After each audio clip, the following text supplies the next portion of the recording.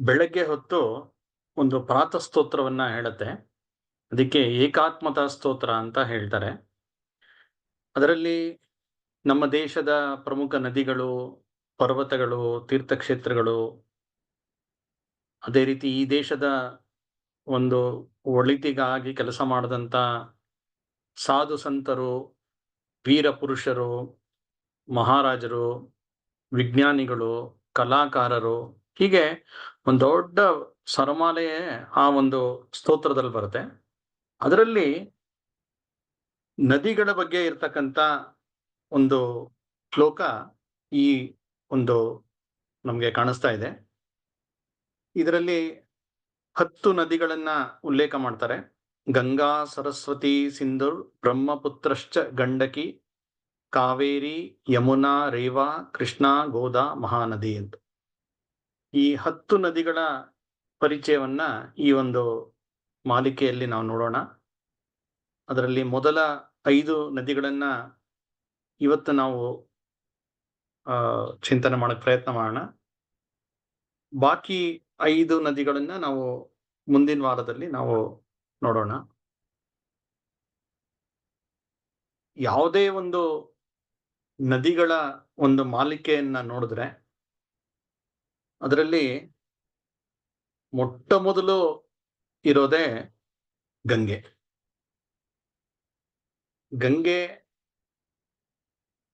ಅತ್ಯಂತ ಒಂದು ಪವಿತ್ರವಾದಂತಹ ನದಿ. ನಮ್ಮ ಯಾವುದೇ ಒಂದು ಪೂಜೆ ಇರಲಿ, ಹೋಮ ಇರಲಿ, ಯಾವುದೇ ಒಂದು ದೇವತಾ ಕಾರ್ಯಕ್ರಮ ನಡೆದ್ರೆ ಗಂಗೆ ಇಲ್ಲದೆ ಅದು ನಡೆಯಲ್ಲ. ಗಂಗೆ ಒಂದು ಅವಿಭಾಜ್ಯ ಅಂಗ. ಗಂಗಾ ಸ್ನಾನ ಮಾಡಬೇಕು ಅಂತ ಪ್ರತಿಯೊಬ್ಬ ಹಿಂದುವಿನ ಒಂದು ಮಹದಾಸೆ. ಗಂಗೆಯನ್ನ ನೋಡಬೇಕು, ಗಂಗೆಯಲ್ಲೊಮ್ಮೆ ಮೀಬೇಕು ಅನ್ನುವ ಆಸೆ ಸಾವಿರಾರು ವರ್ಷಗಳಿಂದ ಪ್ರತಿಯೊಬ್ಬ ಶ್ರದ್ಧಾವಂತ ಹಿಂದೂಗೆ ಇದ್ದೇ ಇರುತ್ತೆ. ಅವನು ಗಂಗೆಯನ್ನ ಆರಾಧಿಸ್ಲಿಕ್ಕೆ ಗಂಗೆಯ ತೀರದಲ್ಲೇ ಇರಬೇಕು ಅಂತ ಏನಿಲ್ಲ. ಭಾರತದ ಯಾವುದೇ ಮೂಲೆಯಲ್ಲಿರ್ತಕ್ಕಂಥ ವ್ಯಕ್ತಿಗೆ ಗಂಗೆಯ ಬಗ್ಗೆ ಅಷ್ಟೇ ಒಂದು ಶ್ರದ್ಧೆ, ನಿಷ್ಠೆ, ಆಸ್ಥೆ ಅನ್ನೋದು ಇರೋದನ್ನು ನಾವು ನೋಡ್ತೀವಿ. ಆ ಗಂಗಾ ಜಲ ಅದನ್ನ ನಮ್ಮಲ್ಲಿ ಅಮೃತ ಅಂತ ಭಾವಿಸಿರ್ತಕ್ಕಂಥ ಸಮಾಜ ನಮ್ದು. ಗಂಗೆಯ ನೀರನ್ನ ಒಂದು ಗಂಗಾ ತಾಲಿಯಲ್ಲಿ ಮನೆಯಲ್ಲಿಡ್ತಕ್ಕಂಥ ಒಂದು ಪದ್ಧತಿ ಇದು ಅನಾದಿ ಕಾಲದಿಂದ ನಡ್ಕೊಂಡ್ ಬಂದಿದೆ. ಒಬ್ಬ ವ್ಯಕ್ತಿ ಅವನ ಅಂತ್ಯ ಆಯ್ತು ಅಂತ ಹೇಳಿದ್ರೆ, ಅಂತ್ಯ ಆಗೋ ಸಮಯದಲ್ಲಿ ಆ ಗಂಗೋದಕವನ್ನ ಅವ್ರಿಗೆ ಕುಡಿಸ್ತಾರೆ. ಆ ನೀರನ್ನ ಆ ವ್ಯಕ್ತಿ ಅಂತ್ಯಕಾಲದಲ್ಲಿ ಸ್ವೀಕಾರ ಮಾಡಿದ್ರೆ ಏನೋ ಒಂದು ನೆಮ್ಮದಿ, ಸಮಾಧಾನ, ಗಂಗೆಯನ್ನ ಸ್ವೀಕಾರ ಮಾಡಿದ್ರು ಅಂತ. ಹೀಗೆ ಗಂಗೆ ಅನ್ನೋದು ಅದರ ಸ್ನಾನ, ಪಾನ, ಆವಾಹನೆ, ಕಳಶಕ್ಕೆ, ಅಭಿಷೇಕಕ್ಕೆ ಎಲ್ಲದಕ್ಕೂ ಗಂಗೆ ಬೇಕು. ಗಂಗೆಯನ್ನ ನೋಡೋದು, ಗಂಗೆಯನ್ನ ದಾಟೋದು ಅಂತ ಹೇಳಿದ್ರೆ ಅದು ಜನನ ಮರಣ ಚಕ್ರಗಳಿಂದ ನಾವು ದಾಟದಷ್ಟೇ ನಮಗೆ ಒಂದು ಆನಂದ ಸಿಗ್ತಕ್ಕಂಥ ಒಂದು ಆಸ್ಥೆಯ ವಿಷಯ. ಈ ಗಂಗಾ ಸ್ನಾನ ಅಥವಾ ಗಂಗಾ ದರ್ಶನ, ಗಂಗೆಯ ಪೂಜೆ ಇದು ನಮ್ಮ ಹಿಂದೂ ಸಂಪ್ರದಾಯದ ಒಂದು ಅವಿಭಾಜ್ಯವಾದಂತ ಅಂಗವಾಗಿದೆ. ಗಂಗೆಗೆ ತ್ರಿಪತಕ ಅನ್ನುವ ಹೆಸರನ್ನು ಕೂಡ ಕರೀತಾರೆ. ಯಾಕೆಂದ್ರೆ 3 ಲೋಕಗಳಲ್ಲಿ ಅವಳು ಹರಿತಾಳೆ. ಹಾಗಾಗಿ ತ್ರಿಪತಕ ಅನ್ನುವ ಹೆಸರು ಕೂಡ ಇದೆ. ವಿಷ್ಣುವಿನ ಪಾದದಿಂದ ಹುಟ್ಟಿದ್ರಿಂದ ವಿಷ್ಣುಪದಿ ಅನ್ನುವ ಹೆಸರು ಕೂಡ ಆಕೆಗಿದೆ. ಈ ಗಂಗಾ ಪ್ರವಾಹವನ್ನ ಅನೇಕ ಶಾಸ್ತ್ರಗಳಲ್ಲಿ, ಸಾಹಿತ್ಯಗಳಲ್ಲಿ ವರ್ಣನೆ ಮಾಡ್ತಾರೆ. ಋಗ್ವೇದದಲ್ಲಿ ಇದನ್ನ ಅತ್ಯಂತ ಪವಿತ್ರವಾದಂತಹ ನದಿ ಅಂತ ಅದನ್ನ ಹೇಳ್ತಾರೆ.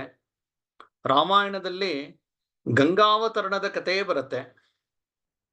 ಆಕೆ ಹಿಮವಂತನ ಮಗಳು, ಅವಳು ಪಾರ್ವತಿಯ ಸೋದರಿ ಅಂತ ಕೂಡ ಹೇಳ್ತಾರೆ.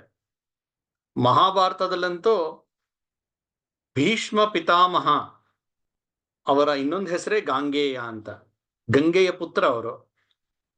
ಪುರಾಣಗಳಲ್ಲಿ ಇದರ ಒಂದು ಉಲ್ಲೇಖ ಬರುತ್ತೆ.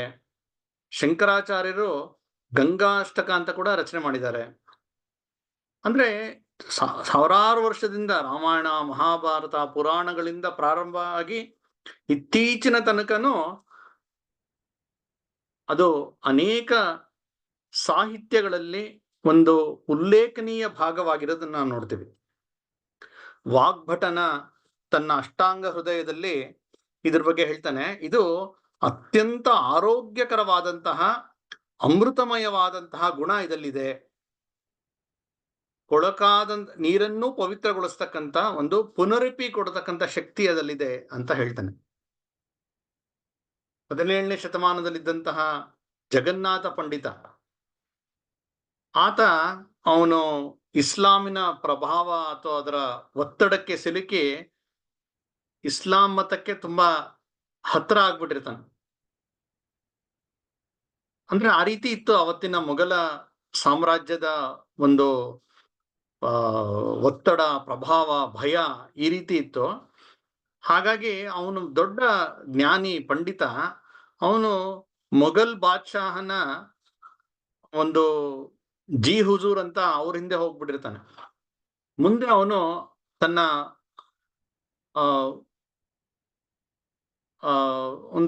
ಸಾಕಷ್ಟು ವರ್ಷ ಕಳೆದ ನಂತರ ಅದರಿಂದ ಹೊರಗೆ ಬರಬೇಕು ಅಂತ ಪಶ್ಚಾತ್ತಾಪ ಪಟ್ಟು ಹೊರಗೆ ಬಂದು ಗಂಗಾ ತೀರದಲ್ಲಿ ಕುಳಿತು ಗಂಗೆಯ ಸ್ತೋತ್ರವನ್ನ ಮಾಡ್ತಾ, ಅದನ್ನ ಗಂಗಾ ಲಹರಿ ಅಂತಾನೆ ಆ ಒಂದು ಪ್ರಸಿದ್ಧವಾದಂತಹ ಒಂದು ಗ್ರಂಥ, ಅದನ್ನ ರಚನೆ ಮಾಡಿ ಗಂಗೆಯಲ್ಲೇ ಅವನು ಪ್ರಾಣ ಬಿಡ್ತಾನೆ ಅಂತ ಹೇಳ್ತಾರೆ. ಹೀಗೆ ಗಂಗೆ ಅನ್ನೋದು ನಮ್ಮ ಪ್ರಾಚೀನ ಸಾಹಿತ್ಯದಲ್ಲಿ, ಕಾಳಿದಾಸನ ಸಾಹಿತ್ಯಗಳಲ್ಲಿ ಎಲ್ಲದರಲ್ಲಿ ಅದರ ವರ್ಣನೆಯನ್ನು ನೋಡ್ತೀವಿ. ನಮ್ಮ ಭಾರತದ ಹೆಮ್ಮೆಯ ಪ್ರಧಾನಿಗಳಾಗಿದ್ದಂತಹ ಅಟಲ್ ಬಿಹಾರಿ ವಾಜಪೇಯಿ ಅವರು ತಮ್ಮ ಒಂದು ಹಾಡಿನಲ್ಲಿ ತುಂಬಾ ಸುಂದರವಾಗಿ ವಿವರಿಸ್ತಾರೆ.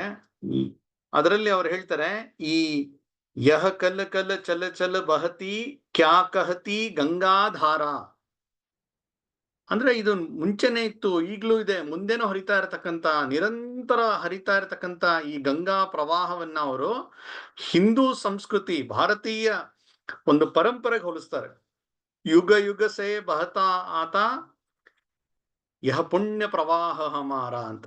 ಅಂದ್ರೆ ಹೇಗೆ ಗಂಗೆ ಹರಿತಾ ಬಂದಿದ್ದಾಳೆ ಯುಗ ಯುಗಗಳಿಂದ, ಅದೇ ರೀತಿ ಇಲ್ಲೊಂದು ಸಂಸ್ಕೃತಿ, ಇಲ್ಲೊಂದು ಪರಂಪರೆ ಸಾವಿರ ಸಾವಿರ ವರ್ಷದಿಂದ ಹರಿತಾ ಬಂದಿದೆ ಅಂತ ಹೇಳಿ ನಮ್ಮ ಸಂಸ್ಕೃತಿಯನ್ನ ಗಂಗೆಗೆ ಹೋಲಿಸುವಂತ ಒಂದು ಅದ್ಭುತವಾದಂತಹ ಉಪಮೆಯನ್ನ ಕೊಡ್ತಾರೆ ಅವರು. ಹೀಗೆ ನಮ್ಮ ಸಂಸ್ಕೃತಿ, ಧರ್ಮ, ಇತಿಹಾಸ, ಸಾಮಾಜಿಕ ಬದುಕಿನ ಒಂದು ಕೇಂದ್ರ ಬಿಂದು ಅಂತ ಹೇಳಿದ್ರೆ ತಪ್ಪಾಗಲ್ಲ. ಅಂತಹ ಗಂಗೆಯ ಬಗ್ಗೆ ಒಂದಷ್ಟು ವಿಚಾರವನ್ನ ಇವತ್ತು ನೋಡೋಣ. ಗಂಗೆ ಆಗ್ಲೇ ಹೇಳಿದಂತೆ ರಾಮಾಯಣದಲ್ಲಿ ಗಂಗಾವತರಣದ ಕತೆ ಬರುತ್ತೆ. ರಾಮನ ಪೂರ್ವಜರ ಕಥೆಯನ್ನ ವಿಶ್ವಾಮಿತ್ರರು ಹೇಳ್ತಾ ಇರ್ಬೇಕಾದ್ರೆ, ನಿನ್ನ ವಂಶದಲ್ಲೇ ಇದ್ದಂತಹ ಸಗರನ ಮಕ್ಕಳು ಅದೆಲ್ಲ ಕಥೆಯನ್ನ ಬರ್ತಾರೆ. ಅವ್ರಿಗೆ ಒಂದು ಮೋಕ್ಷ ಸಿಗಬೇಕು ಅಂತ ಹೇಳಿ ಭಗೀರಥನ ನಿರಂತರ ತಪಸ್ಸಿನಿಂದಾಗಿ ಗಂಗೆ ಭೂಮಿಗೆ ಇಳಿತಾಳೆ. ಅದೊಂದು ವಿಸ್ತಾರವಾದಂತ ಕತೆ ಅದು. ಇವತ್ತಿಗೂ ಯಾರು ಒಂದು ಬಿಡದೆ ಪ್ರಯತ್ನ ಮಾಡಿದ್ರೆ ಅದಕ್ಕೆ ಭಗೀರಥ ಪ್ರಯತ್ನ ಅನ್ನುವ ಮಾತನ್ನು ಬಳಸ್ತಾರೆ. ಅಂದ್ರೆ ಭಗೀರಥನ ಕಥೆಯೇ ಆ ರೀತಿ. ಹೆಜ್ಜೆ ಹೆಜ್ಜೆಗೆ ಅವನಿಗೆ ಹಿಂದೇಟಾಗತ್ತೆ, ತೊಂದರೆ ಆಗತ್ತೆ, ಅವನು ಅನ್ಕೊಂಡಿದ್ದು ಆಗ್ತಾ ಇರಲ್ಲ, ಆದ್ರೆ ಬಿಡದೆ ಮಾಡ್ತಾನೆ, ಕಡೆಗೂ ಸಾಧಿಸ್ತಾನೆ. ಹಾಗಾಗಿ ಅಂತ ಒಂದು ಗುಣಕ್ಕೆ ಭಗೀರಥ ಪ್ರಯತ್ನ ಅನ್ನುವ ಮಾತು ಹೇಳ್ತಾರೆ. ಆ ರೀತಿ ಪ್ರಯತ್ನ ಮಾಡಿ ಕಡೆಗೂ ಗಂಗೆಯನ್ನ ಭೂಮಿಗೆ ತರಿಸ್ತಾನೆ. ದೇವಲೋಕದ ಗಂಗೆ ಭೂಮಿಗೆ ಇಳಿತಾಳೆ. ಎಂತ ಒಂದು ಆನಂದದ ಸಂದರ್ಭ. ಆ ಒಂದು ಆಗಮನ ಏನಾಯ್ತು, ಗಂಗಾವತರಣ, ಗಂಗಾ ಭೂಮಿಗೆ ಇಳಿದಂತ ದಿನ ಅವತ್ತು. ಅದಾದ್ಮೇಲೆ ಆಕೆ ಹರ್ಕೊಂಡ್ಬಂದು ಆ ಸಗರನ ಮಕ್ಕಳು ಯಾರು ಭಸ್ಮ ಆಗಿರ್ತಾರೆ ಅವ್ರಿಗೆ ಗಂಗೆ ಹರಿತಾ ಇದ್ದಂಗೆ ಮೋಕ್ಷ ಸಿಗದೆ ಇರತ್ತ, ಅವ್ರಿಗೆಲ್ರಿಗೂ ಸಿಗತ್ತೆ. ಈ ರೀತಿ ಭಗೀರಥನ ಪ್ರಯತ್ನದಿಂದ ಬಂದಿದ್ರಿಂದ ಆಕೆಗೆ ಭಾಗೀರಥಿ ಅನ್ನುವ ಹೆಸರು ಕೂಡ ತುಂಬಾ ಪ್ರಚಲಿತವಾಗಿದೆ. ಈ ಗಂಗೆಯ ವರ್ಣನೆ ನಾವೆಲ್ಲ ಒಂದು ಸಾಹಿತ್ಯಗಳಲ್ಲಿ ನಾವು ನೋಡ್ತೀವಿ. ಅತ್ಯಂತ ಪವಿತ್ರವಾದಂತಹ ಈ ಗಂಗೆಯ ಒಂದು ಉಗಮ ಅದಾಗುವಂಥದ್ದು ಗೋಮುಖ ಅನ್ನುವ ಜಾಗದಲ್ಲಿ. ಒಂದು ಹಸುವಿನ ಮುಖದಂತೆ ಇರ್ತಕ್ಕಂಥ ಒಂದು ಹಿಮದ ಗಡ್ಡೆ, ಗ್ಲೇಷಿಯರ್, ಅದು ಕರಗಿ ಗಂಗೆ ಬರುವಂಥದ್ದು. ಆ ಜಾಗ ಏನಿದೆ ಅದನ್ನ ಗೋಮುಖ ಅಂತ ಕರೀತಾರೆ. ಅಲ್ಲಿಂದ ಆಕೆ ಕೆಳಗೆ ಇಳ್ಕೊಂಡು ಬರ್ತಾಳೆ. ಅಲ್ಲಿ ಒಂದು ನೋಡಿ, ಇದು ಗೋಮುಖ ಅನ್ನುವ ಒಂದು ಚಿತ್ರ ನಾವು ನೋಡ್ತಾ ಇವಿ. ಅಲ್ಲಿಂದ ಆಕೆ ಇಳ್ಕೊಂಡು ಬರ್ತಾಳೆ. ಇಳ್ಕೊಂಡು ಬಂದು ಗಂಗೋತ್ರಿ ಅಂತ ಇವತ್ತೇನ್ ಕರೆಯುತ್ತೆ, ಅದೊಂದು ಧಾಮ. ಅಲ್ಲಿ ಗಂಗೆಯ ದೇವಸ್ಥಾನ ಇದೆ. ಆ ಜಾಗದಲ್ಲಿ ಅವಳ ಒಂದು ಉಗಮ ಸ್ಥಾನ ಅನ್ನುವ ಜಾಗದಲ್ಲಿ ಅವಳಿಗೆ ಪೂಜೆಯನ್ನ ಕೂಡ ಮಾಡಲಾಗುತ್ತೆ. ಅಂದ್ರೆ ಈ ಗಂಗೋತ್ರಿಯಿಂದ ಸುಮಾರು ಒಂದು 18 ಕಿಲೋಮೀಟರ್ ಟ್ರೆಕ್ಕಿಂಗ್ ಮಾಡ್ಕೊಂಡು ಹೋಗ್ಬೇಕಾಗತ್ತೆ. ಅಲ್ಲಿ ಏನು ಬೇರೆ ದಾರಿನೇ ಇಲ್ಲ, ಕಾಲ್ದಾರಿಯೂ ಸರಿಯಾಗಿಲ್ಲ. ತುಂಬಾ ಕಷ್ಟಪಟ್ಟು ಪರ್ವತಾರೋಹಣ ಮಾಡಿದ್ರೆ ಗೋಮುಖಕ್ಕೆ ಹೋಗ್ಬೋದು. ಆ ರೀತಿಯ ಒಂದು ಅತ್ಯಂತ ಕಡಿದಾದ ಜಾಗ ಇರತಕ್ಕಂಥದ್ದು. ಅಲ್ಲಿ ಈ ಗಂಗೋತ್ರಿಯಲ್ಲಿ ಗಂಗೆ ಮೇಲಿಂದ ಇಳಿದಂತವಳು ಅತ್ಯಂತ ರಭಸದಿಂದ ಹರಿತಾ ಇರತಕ್ಕಂಥ ದೃಶ್ಯವನ್ನ ನಾವು ನೋಡ್ತೀವಿ. ಅದರ ಒಂದು ಮತ್ತೊಂದು ಅಲ್ಲಿರ್ತಕ್ಕಂಥ ದೇವಸ್ಥಾನದ ಒಂದು ಚಿತ್ರ. ಅದೇ ರೀತಿ ಅಲ್ಲಿ ರಭಸವಾಗಿ ಹರಿತಾ ಇದ್ಲು ಅಂತ ಹೇಳಿದೆ ನಾನು. ಅದರದೊಂದೊಂದು ಪುಟ್ಟ ವಿಡಿಯೋ ನಾವೇ ಗಂಗೋತ್ರಿಯ ಸಂದರ್ಶನ ಮಾಡಕ್ ಹೋದಾಗ ತೆಗೆದಂತ ಒಂದು ಪುಟ್ಟ ವಿಡಿಯೋ, ಅದನ್ನ ನಾನು ಪ್ಲೇ ಮಾಡ್ತೀನಿ, ನೋಡೋಣ.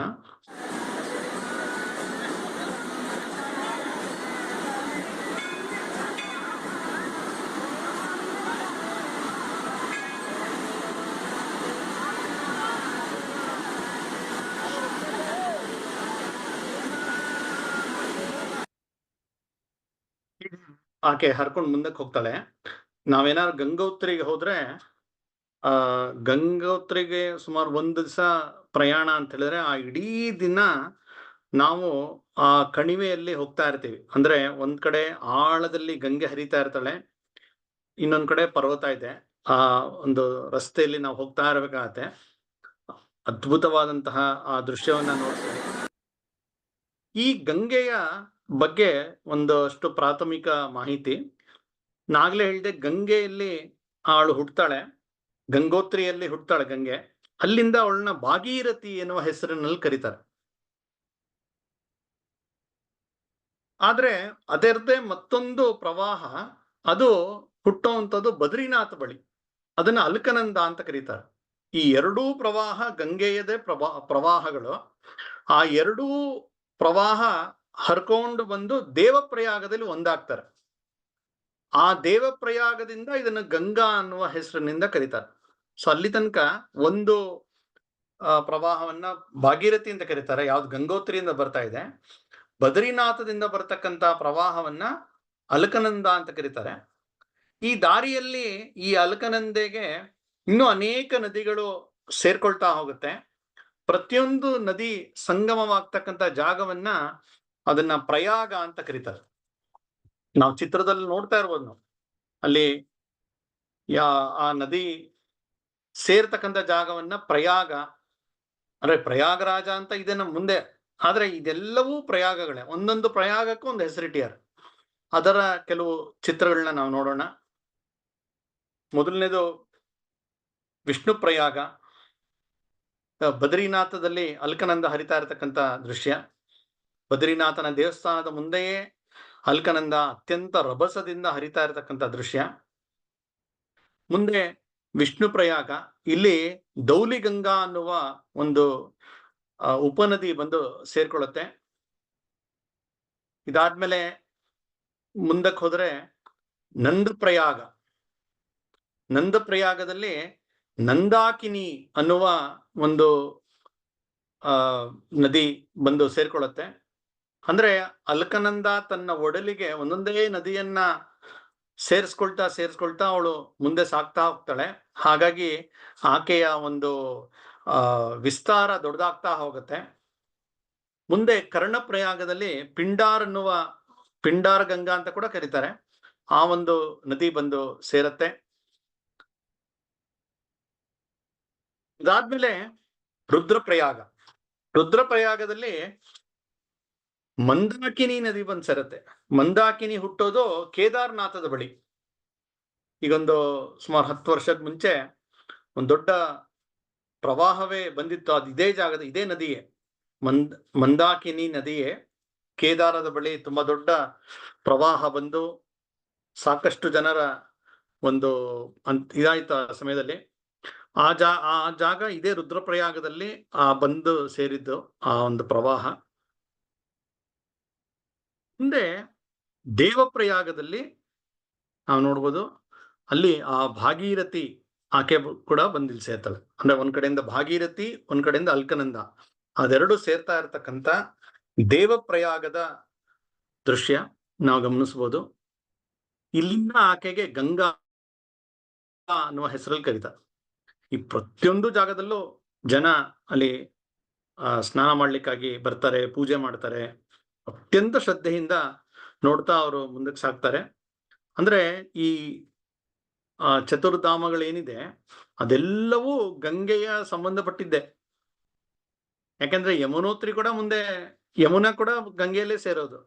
ಹಾಗಾಗಿ ಯಮುನೋತ್ರಿ, ಗಂಗೋತ್ರಿ, ಕೇದಾರ, ಬದ್ರಿ, ಆ 4 ಏನು ಚತುರ್ಧಾಮಗಳಿದೆ ಎಲ್ಲ ಗಂಗೆಯ ಸಂಬಂಧಪಟ್ಟಂತ ಕ್ಷೇತ್ರಗಳೇ ಅದು. ಮತ್ತೆ ದಾರಿಯಲ್ಲಿ ಎಲ್ಲ ಬರ್ತಕ್ಕಂಥ ಎಲ್ಲ ಪ್ರಯಾಗಗಳು ಕೂಡ. ಇದಾದ್ಮೇಲೆ ಗಂಗೆ ಋಷಿಕೇಶಕ್ಕೆ ಬರ್ತಾರೆ. ಋಷಿಕೇಶದ ಲಕ್ಷ್ಮಣ್ ಜೂಲ, ಆ ಒಂದು ಸೇತುವೆ, ರಾಮ ಮತ್ತೆ ಲಕ್ಷ್ಮಣ ಇಲ್ಲಿ ಬಂದಾಗ ಲಕ್ಷ್ಮಣನಿಂದ ನಿರ್ಮಾಣವಾದಂತ ಒಂದು ಸೇತುವೆ. ಆ ಜಾಗದಲ್ಲಿ ಈಗ ಇರೋದು ಲಕ್ಷ್ಮಣ ಕಟ್ಟಿದ್ದಲ್ಲ, ಆ ನೆನಪಿಗಾಗಿ ಆ ಹೆಸರಿಗೆ ಅದೇ ಇಟ್ಟ್ಯಾರ. ಆ ಸೇತುವೆಗೆ ಲಕ್ಷ್ಮಣ್ ಜೂಲ ಅಂತಾನೆ ಹೆಸರಿಟ್ಟ್ಯಾರೆ. ಸ್ವಲ್ಪ ಪಕ್ಕದಲ್ಲಿ ಇನ್ನೊಂದ್ ಕಡೆ ರಾಮ್ ಜೂಲ ಅಂತ ಕೂಡ ಮಾಡ್ಯಾರ. ಈಗ ಇಲ್ಲಿ ಕೈಲಾಸಾಶ್ರಮ ಇದೆ, ಸ್ವಾಮಿ ಶಿವಾನಂದರ ಒಂದು ತಪೋಭೂಮಿ. ವಿಶೇಷ ಅಂತ ಹೇಳಿದ್ರೆ ಇಲ್ಲಿ ಭರತ ಮಂದಿರ, ರಾಮಾಯಣದ ಒಂದು ಶ್ರೇಷ್ಠ ಪಾತ್ರಗಳನ್ನ ನಾವು ಸ್ಮರಿಸ್ಕೊಂತೀವಿ. ರಾಮ, ಲಕ್ಷ್ಮಣ, ಸೀತೆ, ಹನುಮಂತ ಎಲ್ಲರಿಗೂ ದೇವಸ್ಥಾನಗಳಿದೆ. ರಾಮನ ದೇವಸ್ಥಾನ ಎಲ್ಲಾ ಕಡೆ ಸಿಗುತ್ತೆ ನಮಗೆ. ಅಲ್ಲಿ ಜೊತೆಗೆ ಲಕ್ಷ್ಮಣ, ಸೀತೆಯರು ಇರ್ತಾರೆ, ಹನುಮಂತನೂ ಅಲ್ಲಿ ಇರ್ತಾನೆ. ಹನುಮಂತನಿಗೂ ದೇವಸ್ಥಾನ ಇದೆ. ಆದ್ರೆ ಭರತನಿಗೆ ತುಂಬಾ ಅಪರೂಪ ದೇವಸ್ಥಾನ. ಅಂತಹ ಒಂದು ಶ್ರೇಷ್ಠ ತತ್ವ ಭರತ, ಅವನಿಗಾಗಿ ಶಂಕರಾಚಾರ್ಯರು ಇಲ್ಲೊಂದು ದೇವಸ್ಥಾನವನ್ನು ಮಾಡ್ಯಾರೆ. ಆ ಭರತ ಮಂದಿರ ಇಲ್ಲಿ ಋಷಿಕೇಶದಲ್ಲಿದೆ. ಋಷಿಕೇಶ ಮತ್ತೊಂದು ವಿಶೇಷ ಅಂತ ಹೇಳಿದ್ರೆ, ಇವತ್ತು ಇಡೀ ಜಗತ್ತಿನಾದ್ಯಂತ ಒಂದು ಪ್ರಸಿದ್ಧವಾಗಿರತಕ್ಕಂತಹ, ಪ್ರಚಲಿತಗೊಂಡಿರತಕ್ಕಂತಹ ಯೋಗ, ಆ ಯೋಗಕ್ಕೆ ಇದನ್ನ ರಾಜಧಾನಿ ಅಂತ ಕರೀತಾರೆ. ಇಂಟರ್ನ್ಯಾಷನಲ್ ಕ್ಯಾಪಿಟಲ್ ಆಫ್ ಯೋಗ ಅಂತ ಕರೀತಾರೆ. ಯಾಕೆಂದ್ರೆ ಇಲ್ಲಿಂದ ಹೊರಟಂತ ಅದೆಷ್ಟೋ ಜನ ಯೋಗಿಗಳು ಅವರು ಜಗತ್ತಿನ ಅನೇಕ ಮೂಲೆಗಳಿಗೆ ಯೋಗದ ಸಂದೇಶವನ್ನ ತಗೊಂಡೋಗುವಂತ ಕೆಲಸವನ್ನ ಹಿಂದೆಯಿಂದ ಮಾಡ್ತಾ ಬಂದಿದ್ದಾರೆ. ಹಾಗಾಗಿ ಇದನ್ನ ಯೋಗ ಕ್ಯಾಪಿಟಲ್ ಆಫ್ ದಿ ವರ್ಲ್ಡ್ ಅಂತ ಕರೀತಾರೆ. ಅಲ್ಲಿಂದ ಗಂಗೆ ಹರಿದ್ವಾರಕ್ಕೆ ಇಳಿಯುತ್ತೆ. ಹರಿದ್ವಾರ ವಿಶೇಷ ಅಂತ ಹೇಳಿದ್ರೆ, ಇಡೀ ಪರ್ವತಗಳ ಮಧ್ಯದಲ್ಲಿ, ಕಣಿವೆಗಳಲ್ಲಿ ಹರಿತಾ ಇದ್ದಂತ ಗಂಗೆ ಮೊದಲ ಬಾರಿ ಮೈದಾನ ಪ್ರದೇಶವನ್ನ ಪ್ರವೇಶ ಮಾಡತಕ್ಕಂತ ಜಾಗ ಹರಿದ್ವಾರ. ಅಂದ್ರೆ ಗಂಗೆ ಹಿಮಾಲಯ ಯಾತ್ರೆ ಮುಗಿಸಿ ಮೈದಾನಕ್ಕೆ ಪ್ರವೇಶ ಮಾಡತಕ್ಕಂತ ಜಾಗ. ಆದ್ರೆ ಯಾರು ಯಾತ್ರಿಗಳು ಹೊರಡ್ತಾರೆ ಅವರು ಹಿಮಾಲಯದ ಯಾತ್ರೆಗೆ ಪ್ರಾರಂಭ ಆಗೋದು ಇಲ್ಲಿಂದ. ಹಾಗಾಗಿ ಇದು ಹರಿದ್ವಾರ, ಹಿಮಾಲಯದ ದ್ವಾರ, ಕೆಲವರು ಹರದ್ವಾರ ಅಂತ ಕೂಡ ಕರೀತಾರೆ. ಸೊ ಒಟ್ಟಾರೆ ಇದು ಹಿಮಾಲಯದ ಯಾತ್ರೆಗೆ ದ್ವಾರ ಇದು. ಈ ಜಾಗದಲ್ಲಿ ಗಂಗೆ ಅತ್ಯಂತ ರಭಸದಿಂದ ಅವಳು ಮೈದಾನ ಪ್ರದೇಶವನ್ನ ಇಳಿತಾರೆ. ಹಾಗಾಗಿ ಆಕೆಯ ವಿಸ್ತಾರ ಎಷ್ಟು ಜಾಸ್ತಿ ಇರುತ್ತೆ ಅಂತ ಹೇಳಿದ್ರೆ ಒಂದ್ ಕಡೆ ನಿಂತರೆ ಇನ್ನೊಂದ್ ಕಡೆ ನೆಲನೇ ಕಾಣಲ್ಲ, ಆ ತಡನೇ ಕಾಣಲ್ಲ, ಅಷ್ಟು ವಿಸ್ತಾರವಾಗಿ ಹರಿತಾಳೆ. ಇದೇ ಹರಿದ್ವಾರದಲ್ಲಿ ಶಂತನು ಗಂಗೆಯನ್ನ ಮೋಹಿಸಿ ಮದುವೆ ಆಗಿದ್ದು, ಆಕೆ ಮಗನಾಗಿ ಭೀಷ್ಮ ಹುಟ್ಟಿದ್ದು. ಗಾಂಗೇಯ ಭೀಷ್ಮ ಅವರ ಜನ್ಮಸ್ಥಾನ ಇದು. ಇಲ್ಲೇ ಹತ್ರದಲ್ಲೇ ಮತ್ತೊಂದು ಜಾಗದಲ್ಲಿ ಭರದ್ವಾಜರು ಘೃತಾಚಿ ಎನ್ನುವ ಅಪ್ಸರೆಯನ್ನ ಮೋಹಿಸಿ ದ್ರೋಣಾಚಾರ್ಯರ ಜನ್ಮರಿಗೆ ಕಾರಣವಾಯಿತು. ಇದು ಹರಿದ್ವಾರದಲ್ಲೇ. ಅದೇ ರೀತಿ ನಾವು ನೋಡ್ತಾ ಇರ್ತಕ್ಕಂಥ ದೃಶ್ಯ, ಇಲ್ಲಿ ಏನು ಜನ ಇದ್ದಾರೆ, ಇಷ್ಟು ಜನ, ಇಷ್ಟು ದೊಡ್ಡ ಸಂಖ್ಯೆಯಲ್ಲಿ ವರ್ಷ ಪೂರ್ತಿ ಜನ ಇರುತ್ತೆ. ಕೇವಲ ಕುಂಭಮೇಳ ಅಥವಾ ವಿಶೇಷ ಸಂದರ್ಭ ಅಲ್ಲ, ವರ್ಷ ಪೂರ್ತಿ ಅಲ್ಲಿಗೆ ಯಾತ್ರಿಕರು ಇದ್ದೇ ಇರ್ತಾರೆ. ಅಲ್ಲಿ ನಡೀತಕ್ಕಂತಹ ಗಂಗಾ ಪೂಜೆ, ಗಂಗಾ ಆರತಿ ಬಹಳ ವಿಶೇಷವಾದದ್ದು. ಪ್ರತಿನಿತ್ಯ ಸಂಜೆ ಗಂಗೆಗೆ ಆರತಿಯ ಮೂಲಕ ಒಂದು ಗೌರವ ಸಲ್ಲಿಸ್ತಕ್ಕಂಥ ಒಂದು ವಿಶೇಷ ಕಾರ್ಯಕ್ರಮ ವರ್ಷ ಪೂರ್ತಿ ನಡೆಯುತ್ತೆ. ಗಂಗೆಯ ಅನೇಕ ತೀರಗಳಲ್ಲಿ ಇದು ನಡೆಯುತ್ತೆ. ಇದು ಪ್ರಯಾಗದಲ್ಲಿ ನಡೆಯುತ್ತೆ, ಕಾಶಿಯಲ್ಲಿ ನಡೆಯುತ್ತೆ, ಎಲ್ಲ ಕಡೆ ನಡೀತಕ್ಕಂಥ ಒಂದು ವಿಶೇಷ ಕಾರ್ಯಕ್ರಮ. ನೋಡಿ, ಗಂಗಾ ಆರತಿಯ ಮತ್ತೊಂದು ದೃಶ್ಯ. ಹೀಗೆ ಗಂಗೆ ಮೈದಾನವನ್ನ ಪ್ರವೇಶ ಮಾಡ್ತಾಳೆ. ಅದಾದ್ಮೇಲೆ ಆಕೆಯ ಹರಿವು ಮುಂದಕ್ಕೆ ಅದು ಕಾನ್ಪುರ, ಪ್ರಯಾಗ, ವಾರಣಾಸಿ, ಹಾಗೆ ಅದು ಮುಂದುವರಿತಾ ಹೋಗುತ್ತೆ. ಈ ದಾರಿಯಲ್ಲಿ ಸಿಗ್ತಕ್ಕಂತ ಒಂದು ಪ್ರಮುಖ ಪಟ್ಟಣ ಹಸ್ತಿನಾಪುರ. ಈಗಿಲ್ಲ ಅದು, ಯಾಕೆಂದ್ರೆ ಕಾಲಕ್ರಮೇಣ ಅದು ಗಂಗೆಯ ಪ್ರವಾಹದಲ್ಲಿ ಅದು ಮುಳುಗಿದೆ. ಇವತ್ತಿನ ಮೀರಟ್ ಅಂತ ಏನ್ ಹೇಳ್ತಾರೆ, ಅಲ್ಲಿ ಸುಮಾರು ಇದ್ದಂತ ಒಂದು ಜಾಗ ಇದು. ಕುರುವಂಶದ ರಾಜಧಾನಿಯಾಗಿ ಮೆರೆದಿದೆ. ಇದೇ ಜಾಗದಲ್ಲೇ ಪಾಂಡವ ಕೌರವರ ಪಗಡೆಯಾಟ ನಡೆದಿದ್ದು. ಇಡೀ ಮಹಾಭಾರತದ ಕತೆಗೆ ತಿರುವು ಸಿಗತ್ತೆ. ಇಲ್ಲೇ ದ್ರೌಪದಿಯ ವಸ್ತ್ರಾಪಹರಣ ನಡೆದಿದ್ದು. ಆಕೆಗೆ ಅಕ್ಷಯಾಂಬರವನ್ನ ಕೃಷ್ಣ ಒದಗಿಸಿದಂತ ಒಂದು ವಿಶೇಷ ಸಂದರ್ಭ ಅದು ಇಲ್ಲಿ ನಡೆದಿದೆ. ಇವತ್ತಿಗೂ ಅನೇಕ ಕೃಷ್ಣನ ಒಂದು ವರ್ಣನೆ ಮಾಡ್ತಾ ಈ ಒಂದನ್ನ ಘಟನೆಯನ್ನ ಹೇಳೇ ಹೇಳ್ತೀವಿ. ಹಸ್ತಿನಾವತಿಗೂ ದ್ವಾರಾವತಿಗೂ ಎಷ್ಟು ದೂರ ಇದೆ, ಆದ್ರೆ ಅವಳು ಅತ್ಯಂತ ಒಂದು ನಿಷ್ಕಲ್ಮಶ ಭಕ್ತಿಯಿಂದ, ಸಂಪೂರ್ಣ ಸಮರ್ಪಣೆಯಿಂದ ಕೃಷ್ಣನ ಕರೆದಾಗ ಕ್ಷಣ ಮಾತ್ರದಲ್ಲಿ ಬಂದು ಆತನ ರಕ್ಷಣೆ ಮಾಡದಂತ ಆ ಘಟನೆ ಇದೆ ಹಸ್ತಿನಾಪುರದಲ್ಲಿ. ಮುಂದೆ ಇದೇ ದಾರಿಯಲ್ಲಿ ವಾಲ್ಮೀಕಿಗಳ ಆಶ್ರಮ ಸಿಗತ್ತೆ. ಇದೇ ಜಾಗದಲ್ಲಿ ಲವಕುಶರ ಜನನ ಆಗಿದ್ದು, ಅವರು ಬೆಳೆದಿದ್ದಿಲ್ಲೇ. ರಾಮಾಯಣದ ರಚನೆ ಆಗಿದ್ದು ಈ ಜಾಗದಲ್ಲಿ. ಸೀತೆ ಭೂಮಿ ಪ್ರವೇಶ ಮಾಡದಂತ ಕೂಡ ಆ ಘಟನೆ, ಆ ಒಂದು ಜಾಗ ಇವತ್ತು ಅಲ್ಲಿ ಸಿಗತ್ತಲ್ಲಿ. ಅಲ್ಲಿ ಮುಂದೆ ಬ್ರಹ್ಮಾವರ್ತ, ಬಿಟೂರ್ ಅಂತ ಏನ್ ಕರೀತಾರೆ, ಎರಡನೇ ಬಾಜಿರಾಯ ಅವನನ್ನ ಸೋಲಿಸಿ ಬ್ರಿಟಿಷರು ಅವನ್ಗೆ ವರ್ಷಕ್ಕೆ 3 ಲಕ್ಷ ಪೆನ್ಷನ್ ಕೊಡ್ತೀನಿ ಅಂತ ಹೇಳಿ ಇಡೀ ರಾಜ್ಯವನ್ನ ತಗೊಂಡು ಅವನ್ನ ಇಲ್ಲಿ ಕರ್ಕೊಂಡ್ಬಂದು ಬಿಡ್ತಾರೆ. ಅವನಿದ್ದಂತ ಪೂನಾದ ಶನಿವಾರ ವಾಡವನ್ನ ಅವರು ವಶಪಡಿಸ್ಕೊಳ್ತಾರೆ. ಅಂದ್ರೆ ಬ್ರಿಟಿಷರ ಒಂದು ಭಾರತದಲ್ಲಿ ನಡೆದಂತ ಒಂದು ಆಧಿಪತ್ಯದ ಬಹಳ ಪ್ರಮುಖವಾದಂತ ತಿರುವುದು. ಆ ಒಂದು ಬಾಜಿರಾಯ ಇಲ್ಲಿರ್ತಾನೆ. ಅವನ ಮಗನಾಗಿ ಬಂದಂತಹ ತಾತ್ಯಾ ಟೋಪೆ, ಅವನ ಮಗನಾಗಿ ಬಂದಂತಹ ನಾನಾ ಸಾಹೇಬ್ ಪೇಶ್ವೆ ಮತ್ತು ಅವನ ಸಹಚರರಾಗಿದ್ದಂತಹ ತಾತ್ಯಾ ಟೋಪೆ ಮತ್ತು ಅವರ ಸ್ನೇಹಿತೆ ಝಾನ್ಸಿ ರಾಣಿ ಎಲ್ಲ ಸೇರಿ ಬ್ರಿಟಿಷರಿಗೆ ಒಂದು ನಿದ್ದೆಗೆಡಿಸಿದಂತಹ ಅತ್ಯಂತ ಯೋಜನಾಬದ್ಧ ಸಮರ, ಪ್ರಥಮ ಸ್ವಾತಂತ್ರ್ಯ ಸಂಗ್ರಾಮ, ಅದರ ಕಹಳೆ ಊದಿದ್ದು ಇದೇ ಕಾನ್ಪುರದಲ್ಲಿ, ಗಂಗಾ ತೀರದ ಕಾನ್ಪುರದಲ್ಲಿ. ಮುಂದೆ ಪ್ರಯಾಗರಾಜ, ಇಲ್ಲಿ ಗಂಗಾ ಯಮುನಾ ಅದೆರಡು ಸೇರ್ತಾ ಇರ್ತಕ್ಕಂಥ ದೃಶ್ಯ ನಾವು ನೋಡ್ತೀವಿ. ಕಪ್ಪಗಿರುವಂಥದ್ದು ಯಮುನೆ, ಬೆಳ್ಳಗಿರ್ತಕ್ಕಂಥದ್ದು ಗಂಗೆ. ಇದೆರಡು ಸಂಗಮವಾಗ್ತಾ ಇದೆ. ಜೊತೆಗೆ ಗುಪ್ತಗಾಮಿನಿಯಾಗಿ ಸರಸ್ವತಿ ಇಲ್ಲಿ ಅವಳು ಸೇರ್ಕೊಳ್ತಾಳೆ. ಹಾಗಾಗಿ ಇದನ್ನ ತ್ರಿವೇಣಿ ಸಂಗಮ ಅಂತ ಕರೀತಾರೆ. ಮುಂದೆ ಕಾಶಿ ಕಡೆ ಹೋಗುತ್ತೆ. ನಾವು ತೀರ್ಥಕ್ಷೇತ್ರಗಳ ಬಗ್ಗೆ ನೋಡಿದಾಗ ಈ ಎಲ್ಲ ಪ್ರಮುಖ ತೀರ್ಥಕ್ಷೇತ್ರದ ಬಗ್ಗೆ ವಿಸ್ತಾರವಾಗಿ ನೋಡೋಣ. ಇಲ್ಲಿ ಗಂಗೆಯ ಹಿನ್ನೆಲೆ ಇಟ್ಕೊಂಡು ಇದನ್ನೆಲ್ಲ ಸ್ಪರ್ಶ ಮಾಡ್ತಾ ಇದ್ದೀನಿ ಅಷ್ಟೇ. ಇದೇ ಗಂಗಾ ನದಿ ತಟದಲ್ಲಿ ಕೂತು ತುಳಸಿದಾಸರು ರಾಮಚರಿತ ಮಾನಸವನ್ನ ರಚನೆ ಮಾಡ್ತಾರೆ. ಆ ತುಳಸಿ ಘಾಟ್ ಅಸ್ಸಿ ಘಾಟ್ ಅಂತ ಇವತ್ತಿಗೂ ಇದೆ ಅಲ್ಲಿ. ಮುಂದೆ ಇದು ಭಾಗಲ್ಪುರ ಅಲ್ಲಿ ಹರಿಯತ್ತೆ. ಭಾಗಲ್ಪುರ ಅಂದ್ರೆ ಕರ್ಣನ ರಾಜಧಾನಿ. ಕರ್ಣ ಇದ್ದಂತಹ ಅವನಿಗೆ ದುರ್ಯೋಧನದಿಂದ ಸಿಕ್ಕಂತ ಒಂದು ಪುಟ್ಟ ರಾಜ್ಯ, ಅದು ಕೂಡ ಗಂಗಾ ತೀರದ್ದೇ. ಮುಂದೆ ಗಂಗೆ ಕಲ್ಕತ್ತೆಯ ಬಳಿ ಬಂದು ಅಲ್ಲಿಂದ ತನ್ನ ಪ್ರಯಾಣವನ್ನ ಮುಕ್ತಾಯಗೊಳಿಸ್ತಾಳೆ.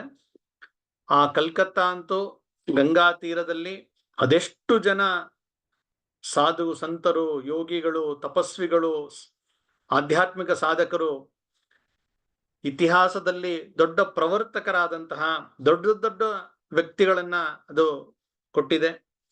ರಾಮಕೃಷ್ಣ ಪರಮಹಂಸರು ಇರ್ಬೋದು, ಸ್ವಾಮಿ ವಿವೇಕಾನಂದರು, ಅಭೇದಾನಂದರು, ಚೈತನ್ಯ ಮಹಾಪ್ರಭುಗಳು, ಹೀಗೆ ದೊಡ್ಡ ಪರಂಪರೆಯನ್ನೇ ಈ ಗಂಗಾ ತೀರದ ಕಲ್ಕತ್ತಾ ಅದನ್ನ ನಾವು ನೋಡ್ತೀವಿ.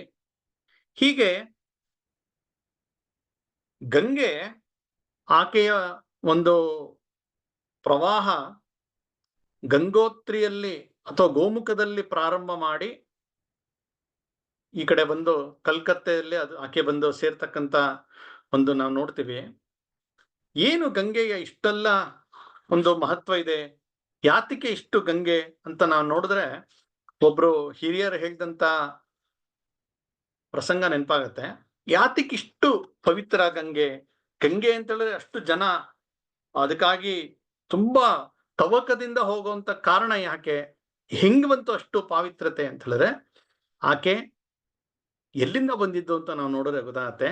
ಆಕೆ ಹರಿಯ ಪಾದದಿಂದ ಬಂದಿದ್ದು. ಅಂದ್ರೆ ನೇರ ಹರಿಯ ಪಾದದಿಂದನೇ ಬಂದಿರತಕ್ಕಂತ ಒಂದು ನದಿ ಆದ್ರಿಂದ ಅದಕ್ಕೆ ಅಷ್ಟು ಮಹತ್ವ ಇದೆ. ಅದಕ್ಕೆ ಒಬ್ರು ಹೇಳ್ತಾ ಇದ್ರು, ಅದಕ್ಕೆ ಗಂಗೆ ಅಂತ ಮುಟ್ಟಿದ್ರೆ ನೇರ ಹರಿಯ ಪಾದಕ್ಕೆ ಡೈರೆಕ್ಟ್ ಕನೆಕ್ಷನ್. ಹಾಗಾಗಿ ಇಷ್ಟು ಪಾವಿತ್ರತೆ ಹೊಂದಿರತಕ್ಕಂತ ಆ ಗಂಗೆ, ಆಕೆಯ ಮಹಿಮೆಯನ್ನ ಎಷ್ಟು ಹೇಳಿದ್ರು ಮುಗಿಯಲ್ಲ. ಇಡೀ ಭಾರತದ ಇತಿಹಾಸ, ಸಂಸ್ಕೃತಿ, ಧರ್ಮ, ಸಾಮಾಜಿಕ ಜೀವನ ಅಷ್ಟೇ ಅಲ್ಲ, ಇವತ್ತಿಗೂ ಸುಮಾರು 40 ಕೋಟಿ ಜನರಿಗೆ ಗಂಗೆ ನೀರಿನಿಂದಾಗಿ ಇವತ್ತು ಬದುಕು ಸಿಕ್ಕಿದೆ. ಅಂತಹ ಗಂಗೆಗೆ ಶತ ಪ್ರಣಾಮಗಳನ್ನು ಕೊಡ್ತಾ ಮುಂದಿನ ಒಂದು ನದಿಯ ಪರಿಚಯಕ್ಕೆ ನಾವು ಹೋಗೋಣ. ಮುಂದಿನ ನದಿ ಸರಸ್ವತಿ ನದಿ. ಸರಸ್ವತಿ ಇದು ಕೂಡ ತುಂಬಾ ಒಂದು ಪ್ರಾಚೀನವಾದಂತಹ ಉಲ್ಲೇಖಗಳು ಕಂಡಿರ್ತಕ್ಕಂತಹ ಒಂದು ನದಿ. ವಿಶೇಷವಾಗಿ ಋಗ್ವೇದದಲ್ಲಂತೂ ಸರಸ್ವತಿಯನ್ನ ಅತ್ಯಂತ ದೊಡ್ಡ ನದಿ ಅಂತ ಅದನ್ನ ವರ್ಣನೆ ಮಾಡ್ತಾರೆ. ಅಂಬಿತಮೆ, ನದಿ ತಮೆ, ದೇವಿ ತಮೆ, ಅಂದ್ರೆ ತಮಾನ ಅತ್ಯಂತ ದೊಡ್ಡದು ಅಂತ. ಅವಳ ಮಹತ್ವದಲ್ಲೂ ದೊಡ್ಡವಳು, ಅವಳ ಪಾತ್ರದಲ್ಲೂ ದೊಡ್ಡವಳು. ಹಾಗಾಗಿ ಇಡೀ ವೇದಗಳಲ್ಲಿ ಸರಸ್ವತಿ ನದಿಯನ್ನ ಅತಿ ಹೆಚ್ಚು ಕೊಂಡಾಡಿರ್ತಕ್ಕಂಥದ್ದು ನಾವು ನೋಡ್ತೀವಿ. ಗಂಗಾ ಯಮುನೆಯರ ಜೊತೆ ಸರಸ್ವತಿಯನ್ನು ಅನೇಕ ಬಾರಿ ಅದನ್ನ ಕೊಂಡಾಡಿದ್ದಾರೆ. ಆ ಸರಸ್ವತಿ ಹುಟ್ಟತಕ್ಕಂತಹ ಒಂದು ಜಾಗ ಅದು ಶಿವಾಲಿಕ್ ಪರ್ವತ ಶ್ರೇಣಿಯಲ್ಲಿ ಬಂದರ್ ಪೂಂಚ್ ಅನ್ನುವ ಜಾಗದಲ್ಲಿ ಹುಟ್ಟತ್ತೆ. ಅಲ್ಲಿಂದ ಅದು ಹರ್ಕೊಂಡು ಬರ್ತಿತ್ತು. ಇವತ್ತು ಸರಸ್ವತಿ ನದಿ ವೇದ ಕಾಲದಲ್ಲಿ ಅಥವಾ ಈಗ ಒಂದು 5,000 ವರ್ಷದ ಮುಂಚೆ ಹೇಗೆ ಹರಿತಾ ಇತ್ತು ಹಾಗೆ ಹರಿತಾ ಇಲ್ಲ. ಅದು ಲುಪ್ತವಾಗಿದೆ. ಸುಮಾರು ಒಂದು 2,500 ಅಥವಾ 3,000 ವರ್ಷದ ಮುಂಚೆ ಪ್ರಕೃತಿಯಲ್ಲಿ ಆದಂತಹ ಬದಲಾವಣೆಗಳು, ಭೂಕಂಪಗಳು, ಇದರ ಕಾರಣದಿಂದಾಗಿ ಆಕೆ ಲುಪ್ತವಾಗಿದ್ದಾಳೆ. ಆದರೆ ಪೂರ್ತಿ ಲುಪ್ತವಾಗಿಲ್ಲ, ಅದು ವಿಶೇಷ. ಇವತ್ತಿಗೂ ನಾವು ಬದ್ರಿನಾಥಕ್ಕೆ ಹೋದ್ರೆ ಅಲ್ಲಿ ಹತ್ರದ ಮಾಣ ಅನ್ನುವ ಜಾಗಕ್ಕೆ ಹೋದ್ರೆ ಅಲ್ಲಿ ಸರಸ್ವತಿ ನದಿಯನ್ನ ನೋಡೋಕೆ ನಮ್ಗೆ ಅವಕಾಶ ಸಿಗತ್ತೆ. ವ್ಯಾಸರ ಗುಹೆ ಬಳಿಯಲ್ಲಿ ಸರಸ್ವತಿಯ ಒಂದು ಪ್ರವಾಹ ಅಲ್ಲಿ ಅದರ ಒಂದು ಜಲಪಾತದ ರೀತಿ ಧುಮುಕ್ತಾ ಇರತಕ್ಕಂತ ದೃಶ್ಯವನ್ನ ನಾವು ನೋಡ್ತೀವಿ. ಈ ಜಾಗದಲ್ಲಿ ಭೀಮ ಅವನ್ ದಾಟಬೇಕಾದ್ರೆ ಒಂದು ಬಂಡೆನ ಜರುಗಿಸಿಟ್ಟಂತೆ, ಅದಕ್ಕೆ ಭೀಮ್ ಕಾ ಪೂಲ್ ಅಂತಾನೆ ಕರೀತಾರೆ. ಆ ಒಂದು ಸರಸ್ವತಿ ನದಿಯನ್ನು ನೋಡ್ತೀವಿ. ಮುಂದೆ ಒಂದು ದೊಡ್ಡ ಅದು ಪ್ರಪಾತಕ್ಕೆ ನೀರು ಇಳಿದ್ರಿಂದ ಮುಂದೆ ಅದು ಹರಿದಿಲ್ಲ, ಹಾಗಾಗಿ ಅದು ಲುಪ್ತ ಆಗೋಯ್ತು ಅಂತ ವಿಜ್ಞಾನಿಗಳು ಅದನ್ನ ಗುರುತಿಸಿದ್ದಾರೆ. ವಿಶೇಷ ಅಂದ್ರೆ ಸರಸ್ವತಿ ನದಿ ಹರಿತಾ ಇದ್ದಿದ್ದು ಎಲ್ಲಿ ಅಂತ ಹೇಳಿದ್ರೆ, ಹಿಮಾಲಯದಿಂದ ಬಂದು ಹಿಮಾಚಲ್ ಪ್ರದೇಶ್, ಹರಿಯಾಣ, ಪಂಜಾಬ್, ಅದಾದ್ಮೇಲೆ ರಾಜಸ್ಥಾನ್ ಮೂಲಕ ಗುಜರಾತ್ಗೆ ಹೋಗ್ತಾ ಇತ್ತು. ಯಾವಾಗ ಈ ಸರಸ್ವತಿ ನದಿ ಅದು ಲುಪ್ತವಾಯ್ತೋ, ಆ ಇಡೀ ಪ್ರದೇಶದಲ್ಲಿ ಅದು ಮರುಭೂಮಿ ಆಗಿರ್ತಕ್ಕಂಥದ್ದು ನಾವು ನೋಡ್ತೀವಿ. ಆ ಆ ಬತ್ತಿ ಹೋದ ನದಿ ಏನ ಅದರ ತೀರದಲ್ಲಿ ನಮ್ಮ ಸಮಾಜದ ಅನೇಕ ಬಾಂಧವರಿದ್ರು, ಅವ್ರು ಅಲ್ಲಿಂದ ವಲಸೆ ಬೇರೆ ಬೇರೆ ಕಡೆ ಹೋಗ್ತಾರೆ. ಆ ಸರಸ್ವತಿ ನದಿ ತೀರದವರು ಸಾರಸ್ವತ ಅನ್ನುವ ಶಬ್ದದಲ್ಲಿ ಇವತ್ತಿಗೂ ಅನೇಕ ಸಮುದಾಯ ಇಟ್ಕೊಂಡಿದ್ದಾರೆ. ಅಂದ್ರೆ ಸರಸ್ವತಿ ನದಿ ತೀರದಲ್ಲಿದ್ದರು. ಅಲ್ಲಿಂದ ಕೆಲವರು ಕಾಶ್ಮೀರದ ಕಡೆಯವರು, ಕೆಲವರು ಬಂಗಾಲದ ಕಡೆಯವರು, ಕೆಲವರು ದಕ್ಷಿಣದ ಕಡೆ ಬಂದರು. ಹೀಗೆ ಬೇರೆ ಬೇರೆ ಕಡೆ ಅವರು ಅನಿವಾರ್ಯವಾಗಿ ಹೋಗ್ಬೇಕಾದಂತ ಬರುತ್ತೆ. ಪ್ರಾಯಶಃ ಅದರ ಒಂದು ಕವಲು ಅದು ಆ ಪ್ರಯಾಗದ ಕಡೆ ಹೋಗಿದ್ರಿಂದ ಪ್ರಯಾಗದಲ್ಲಿ ತ್ರಿವೇಣಿ ಸಂಗಮ ಅಂತ ಹೇಳ್ತಾ ಇದ್ರು ಅನ್ನುವ ಒಂದು ಅಂದಾಜಿದೆ. ಆದ್ರೆ ಇವತ್ತಿಗೂ ಅದನ್ನ ಸಂಶೋಧನೆ ಮಾಡ್ತಾ ಇದ್ದಾರೆ. ಸ್ಯಾಟಲೈಟ್ ಇಮೇಜ್ಗಳನ್ನ ತೆಗೆದು ಅನೇಕ ಸಂಶೋಧನೆಗಳನ್ನು ಮಾಡ್ತಾ ಈ ಲುಪ್ತವಾಗಿರ್ತಕ್ಕಂಥ ನದಿಯನ್ನ ಮತ್ತೊಮ್ಮೆ ಹರಿಸ್ತಕ್ಕಂಥ ಒಂದು ಸಾಹಸವನ್ನ ಒಂದು ದೊಡ್ಡ ತಂಡ ಮಾಡ್ತಾ ಇದ್ದಾರೆ. ಯಾಕೆಂದ್ರೆ ಇವ್ರಿಗೆ ವಿಶೇಷವಾಗಿ ಸಿಕ್ಕಿದ್ದು ಈ 3 ಜನ ಒಂದು ಮಹನೀಯರು ನೆನಪಿಸ್ಲೇಬೇಕು. ಒಬ್ರು ಶ್ರೀ ಮೋರೋಪಂತ್ ಪಿಂಗಳೆ ಅಂತ ಹೇಳಿ, ಮತ್ತೊಬ್ರು ಪದ್ಮಶ್ರೀ ಡಾಕ್ಟರ್ VS ವಾಕಣ್ಕರ್ ಅಂತ ಹೇಳಿ, ಮತ್ತು ಕಲ್ಯಾಣ್ ರಾಮನ್ ಅಂತ ಹೇಳಿ. ಈ 3 ಜನ, ಇನ್ನೂ ಅನೇಕರಿದ್ದಾರೆ. ಇವರು ಸರಸ್ವತಿ ನದಿ ಶೋಧಕ್ಕೆ ಬಹಳ ದೊಡ್ಡ ಒಂದು ಕೊಡುಗೆಯನ್ನು ಕೊಟ್ಟಿದ್ದಾರೆ. ನಮ್ಮ ಇತಿಹಾಸ ಪುರಾಣಗಳನ್ನು ಅಧ್ಯಯನ ಮಾಡ್ತಾ, ಆರ್ಕಿಯಾಲಜಿ ವಿಷಯವಾಗಿ ಕೂಡ ಅವರು ಸಾಕಷ್ಟು ಓಡಾಡ್ತಾ, ಜೊತೆಗೆ ಇವತ್ತಿನ ಆಧುನಿಕ ತಂತ್ರಜ್ಞಾನ ಬಳಸಿ ಸ್ಯಾಟಲೈಟ್ ಇಮೇಜ್ ಅದನ್ನು ನೋಡ್ತಾ, ಹೀಗೆ ಎಲ್ಲವನ್ನೂ ಬಳಸಿ ಸರಸ್ವತಿ ನದಿಯನ್ನ ಮತ್ತೊಮ್ಮೆ ಹರಿಸ್ಬೇಕು ಅನ್ನುವ ಒಂದು ರೀತಿ ಭಗೀರಥ ಪ್ರಯತ್ನವನ್ನೇ ತೊಡಗದಂತ ಮಹಾಪುರುಷ ಇವರಲ್ಲ. ಆ ಜಾಗದಲ್ಲಿ ಯಾವ ದಾರಿಯಲ್ಲಿ ಹರಿತಾ ಇತ್ತೋ ಅಲ್ಲೆಲ್ಲ ಇವರು ಬೋರ್ವೆಲ್ ತೋಡಿಸಿದಾಗ ಸಿಹಿ ನೀರು ಸಿಕ್ಕಿದೆ. ಆ ಎಲ್ಲ ನೀರು ಮ್ಯಾಚ್ ಆಗಿದೆ. ಅದರಲ್ಲಿರ್ತಕ್ಕಂಥ ಅನೇಕ ಅಂಶಗಳು ಈ ಪ್ರದೇಶದಲ್ಲಿ ಸಿಗಕ್ಕೆ ಸಾಧ್ಯನೇ ಇಲ್ಲ. ಅದು ಹಿಮಾಲಯದಲ್ಲೇ ಸಿಗ್ತಕ್ಕಂಥ ಸೆಡಿಮೆಂಟರಿ ಪಾರ್ಟಿಕಲ್ಸ್. ಈ ರೀತಿ ಅನೇಕ ಸಂಗತಿಗಳನ್ನ ಅವರು ಕಲೆ ಹಾಕಿ ಈ ಕೆಲಸವನ್ನ ಪ್ರಾರಂಭ ಮಾಡ್ಯಾರೆ. ಈಗ ಸಾಕಷ್ಟು ಕಡೆ ಅದನ್ನ ಸಣ್ಣ ಪ್ರಮಾಣದಲ್ಲಿ ಹರಿತಕ್ಕಂಥ ಒಂದು ಪ್ರಯತ್ನ ಕೂಡ ಅದು ಯಶಸ್ವಿಯಾಗಿ ಆಗಿರೋದನ್ನ ನಾವು ನೋಡ್ತೀವಿ. ಈ ಒಂದು ಸರಸ್ವತಿ ನದಿಯ ಒಂದು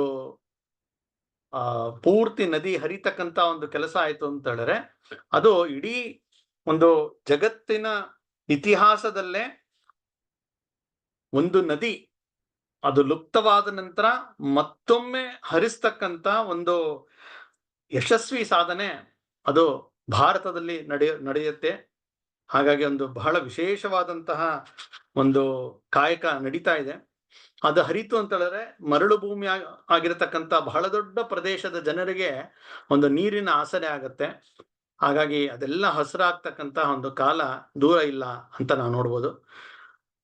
ಮತ್ತೊಂದು ವಿಶೇಷ ಅಂತ ಹೇಳಿದ್ರೆ, ಇವರು ಅಧ್ಯಯನ ಮಾಡ್ತಾ ಒಂದು ಸ್ವಾರಸ್ಯಕರ ವಿಷಯ ಇವ್ರಿಗೆ ಕ್ಲೂ ಸಿಗತ್ತೆ. ಏನಂದ್ರೆ, ಮಹಾಭಾರತ ಯುದ್ಧ ಪ್ರಾರಂಭ ಆಗಕ್ ಮುಂಚೆ ಬಲರಾಮ ನಾನು ಯುದ್ಧದಲ್ಲಿ ಭಾಗವಹಿಸಲ್ಲ, ಯಾಕಂದ್ರೆ ಯುದ್ಧದಲ್ಲಿ ಭಾಗವಹಿಸಿದ್ರೆ ಒಂದು ಪಾಂಡವ್ರ ಕಡೆ ಇರಬೇಕು, ಇಲ್ಲ ಕೌರವ್ರ ಕಡೆ ಇರಬೇಕು. ಪಾಂಡವ್ರ ಕಡೆ ಇರಬೇಕು, ಯಾಕಂದ್ರೆ ಇವನು ಕೃಷ್ಣ ಇದ್ದಾನೆ, ಪಾಂಡವರು ಅವರ ತುಂಬಾ ಆತ್ಮೀಯರು, ಧರ್ಮದ ಕಡೆ ಇದ್ದಾರೆ. ಆದ್ರೆ ಇವನು ಪಾಠ ಹೇಳ್ಕೊಟ್ಟಂತ ದುರ್ಯೋಧನ, ಇವನು ಯಾರಿಗೆ ಗದಾ ಯುದ್ಧ ಹೇಳ್ಕೊಟ್ಟ, ಅವನು ಅಲ್ಲಿದ್ದಾನೆ. ಸರಿ ಬೇಡ ಅನ್ಬಿಟ್ಟು ನಾನು ಯುದ್ಧದಲ್ಲೇ ಇರಲ್ಲ ಅಂತ ಹೇಳಿ ತೀರ್ಥಯಾತ್ರೆ ಹೊರಟೋಗ್ತಾನೆ. ಆ ತೀರ್ಥಯಾತ್ರೆಗೆ ಹೋದಂತ ಬಲರಾಮ ಅವನು ಸರಸ್ವತಿ ನದಿ ತೀರದ ತೀರ್ಥಕ್ಷೇತ್ರಗಳನ್ನ ಸಂದರ್ಶನ ಮಾಡ್ತಾನೆ. ಅದು ಕೈಲಾಸ, ಮಾನಸ ಸರೋವರ, ಆದಿಬದ್ರಿ ಹರಿಯಾಣದಲ್ಲಿ ಬರುತ್ತೆ, ಪುಷ್ಕರ, ಹೀಗೆ ಎಲ್ಲಾ ಜಾಗವನ್ನ ಅವನು ಭೇಟಿ ಮಾಡಿದ್ದು ಅದು ಮಹಾಭಾರತದಲ್ಲಿ ಉಲ್ಲೇಖ ಸಿಗತ್ತೆ. ಸುಮಾರು 13 ಪ್ರಮುಖ ಜಾಗಗಳು. ಮತ್ತೆ ಅವನು ಅಲ್ಲಿ ಹೋದಾಗ ಇದ್ದಂತಹ ಒಂದು ನಕ್ಷತ್ರ ಏನಿತ್ತು, ರಾಶಿ, ಇದನ್ನೆಲ್ಲ ವರ್ಣನೆ ಮಾಡ್ತಾರೆ. ಇದನ್ನ ಒಂದು ದೊಡ್ಡ ಕ್ಲೂ ಆಗಿ ಬಳಸಿ ಸಾಕಷ್ಟು ಸಂಶೋಧನೆ ಮಾಡಲಿಕ್ಕೆ ಸಾಧ್ಯವಾಗಿದೆ. ಇವತ್ತು ಜೀರ್ಣೋದ್ಧಾರ ಆಗಿರ್ತಕ್ಕಂಥ ಕೆಲವು ಜಾಗಗಳನ್ನು ನಾವು ನೋಡ್ಬೋದು. ಇನ್ನು ನಡೀತಾ ಇದೆ ಸರಸ್ವತಿ ಪರಿಯೋಜನಾ ಹೆಸರಿನಲ್ಲಿ. ಆದ್ರೆ ಅಲ್ಲಲ್ಲೇ, ಯಾಕೆಂದ್ರೆ ಕೆಲವು ಕಡೆ ನದಿ ಹರಿಯತ್ತೆ, ಮತ್ತೆ ಎಲ್ಲೋ ಒಂದ್ ಕಡೆ ಲುಪ್ತವಾಗುವಂತಹ ನೋಡ್ತೀವಿ. ಅದನ್ನ ಅಲ್ಲಲ್ಲೇ ಒಂದೊಂದು ಸ್ಟ್ರೆಚ್ ನ ಮತ್ತೊಮ್ಮೆ ಅದನ್ನ ಪುನರುಪಿಗೊಳಿಸ್ತಕ್ಕಂತ ಪ್ರಯತ್ನವನ್ನ ಮಾಡ್ತಾ ಬಂದಿದ್ದಾರೆ. ಇನ್ನ ಮೂರನೇ ಮುಖ್ಯವಾದಂತಹ ನದಿ ನಾವು ಇವತ್ತು ಗಮನಿಸಬೇಕಾದದ್ದು ಸಿಂಧೂ ನದಿ. ಸಿಂಧೂ,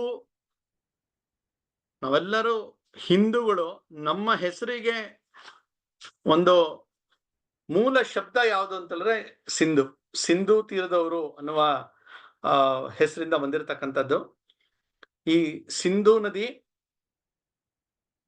ಇದು ಪರ್ಷಿಯನ್ ಭಾಷೆಯಲ್ಲಿ ಇಂಡಸ್ ಅಂತ ಆಯ್ತು. ಇವತ್ತಿಗೂ ಇಂಡಸ್ ಅಂತಾನೆ ಅದನ್ನ ಬಳಸ್ತಾರೆ. ಪ್ರಾಯಶಃ ಅವರು ಸಾ ಮತ್ತೆ ಹಾ ಅದನ್ನ ಹಾಗೆ ಹೀಗೆ ಬಳಸ್ತಾ ಇದ್ರು. ಹಾಗಾಗಿ ಅದು ಬಂದಿದೆ ಇಂದು, ಇಂಡಸ್ ಅಂತ.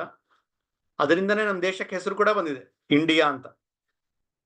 ಹೀಗೆ ಈ ಸಿಂಧು ಅಂದ್ರೆ ನಮ್ಮೆಲ್ಲರ ಒಂದು ಐಡೆಂಟಿಟಿ, ನಮ್ಮ ಪರಿಚಯ, ನಮ್ಮ ಹೆಸರಿಗೆ ಮೂಲ ಕಾರಣಗಳಾದಂತ ಈ ಸಿಂಧೂ ನದಿ, ಇದು ಹುಟ್ಟುವಂಥದ್ದು ಕೈಲಾಸ ಪರ್ವತ ಮಾನಸ ಸರೋವರ ಬಳಿ ಒಂದು ಜಾಗದಲ್ಲಿ ಹುಟ್ಟುವಂಥದ್ದು. ಅಲ್ಲಿಂದ ಆಕೆ ಸ್ವಲ್ಪ ಪಶ್ಚಿಮ ಟಿಬೆಟ್ ಅಲ್ಲಿ ಹರಿದು ಅದಾದ್ಮೇಲೆ ಭಾರತವನ್ನ ಪ್ರವೇಶ ಮಾಡ್ತಾರೆ. ಲಡಾಖ್ ಅಲ್ಲಿ ಬಂದು ಗಿಲ್ಗಿಟ್ ಬಾಲ್ಟಿಸ್ತಾನ್ ಅಂತ ಅಲ್ಲಿ ಹರಿದು ನಂಗ ಪ್ರಭಾತಲೆಲ್ಲ ದಾಟಿ ಆಮೇಲೆ ಮುಂದಕ್ಕೆ ಹರಿಯುತ್ತೆ ಪಾಕಿಸ್ತಾನದ ಕಡೆಗೆ. ನೋಡಿ, ನಾವು ಗಮನಿಸ್ಬೋದು, ಅದು ಸ್ವಲ್ಪ ಉತ್ತರದ ಕಡೆ ಹರಿದು ಇವತ್ತಿನ ಏನು ಲಡಾಖ್, ಜಮ್ಮು ಕಾಶ್ಮೀರ್ ಅಲ್ಲಿ ಹರಿದು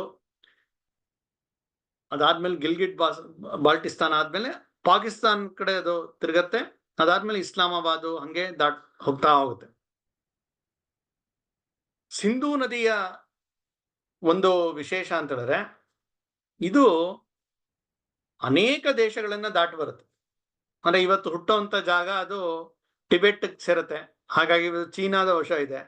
ಅದಾದ್ಮೇಲೆ ಸ್ವಲ್ಪ ನೇಪಾಳ, ಅದಾದ್ಮೇಲೆ ಭಾರತ, ಅದಾದ್ಮೇಲೆ ಪಾಕಿಸ್ತಾನ. ಹೀಗೆ ಅತಿ ಹೆಚ್ಚು ದೇಶಗಳನ್ನ ಹಾದು ಹೋಗುವಂತ ನದಿ ಅನ್ನುವ ವಿಶೇಷತೆ ಕೂಡ ಇದಕ್ಕಿದೆ. ಇದು ಪಾಕಿಸ್ತಾನವನ್ನ ಪ್ರವೇಶ ಮಾಡಿದ ನಂತರ ಅಲ್ಲಿನ ಪಂಜಾಬ್, ಹೇಗೆ ಈ ಕಡೆ ಪಂಜಾಬ್ ಅಂತ ನಮ್ಮ ದೇಶದಲ್ಲಿದೆ, ಆ ಕಡೆ ಕೂಡ ಪಶ್ಚಿಮ ಪಂಜಾಬ್ ಅಂತ ಒಂದು ರಾಜ್ಯ ಇದೆ. ಆ ಪಂಜಾಬ್ ಅಂತ ಹೆಸರು ಬಂದಿರೋದೇ ಪಂಚ ನದಿಗಳಿಂದ. ಪಂಚ ನದಿ, ಅಪ್ ಅಂದ್ರೆ ನೀರು ಅಂತ, ಪಂಚ ಅಪ್ ಪಂಜಾಬ್ ಅನ್ನುವ ಹೆಸರು ಬಂದಿದೆ.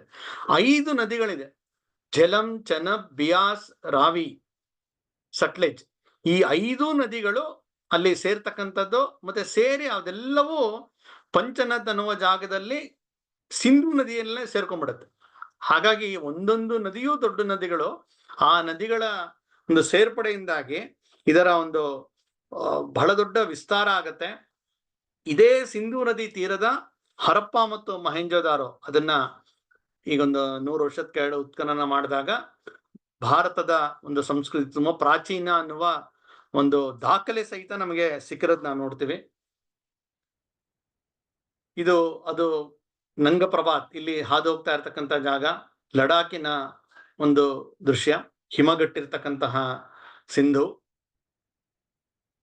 ಮತ್ತೊಂದು ಜಸ್ಕಾರ್ ಅಂತ ಒಂದು ನದಿ ಇದೆ, ಅದು ಸಿಂಧೂ ನದಿ ಜೊತೆ ಸೇರ್ತಾ ಇರತಕ್ಕಂತ ಒಂದು ಅದ್ಭುತವಾದಂತ ದೃಶ್ಯ.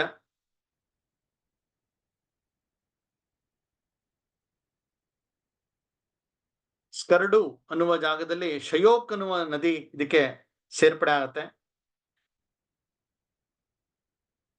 ಹೀಗೆ ಇಷ್ಟೆಲ್ಲ ನಮ್ಮ ಸಂಸ್ಕೃತಿ ಜೊತೆ ಒಂದು ಸಂಬಂಧ ಇರತಕ್ಕಂತ ಇಂಥ ಒಂದು ಪವಿತ್ರವಾದಂತಹ ಪ್ರಾಚೀನ ನದಿ ವಿಚಿತ್ರ ಅಂತ ಹೇಳಿದ್ರೆ ಇದು ಭಾರತದಲ್ಲಿ ಹರಿಯತ್ತೆ ಅಂತಾನೆ ನಮಗೆ ಗೊತ್ತಿರ್ಲಿಲ್ಲ.